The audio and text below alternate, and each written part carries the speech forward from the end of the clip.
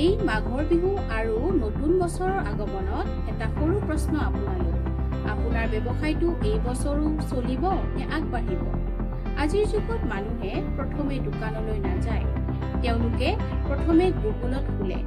আপোনাৰ ব্যৱসায় যদি অনলাইনত স্পষ্ট নহয়, যদি আপোনাৰ ৱেবছাইট নাই বা থাকিলেও গুগলত দেখা নাযায়, তেন্তে গ্ৰাহকে আপোনাক নেদেখে যদিও আপোনাৰ সেৱা সৰ্বোত্তম। এইটোৱেই কঠিন সত্য। আজি মানুহে বিচাৰে সহজে খোলাৰ দৰে এটা ৱেবছাইট, মোবাইলত ঠিককৈ চলা ডিজাইন, গুগলত দেখা যোৱা নাম আৰু বাস্তৱিক লিংক।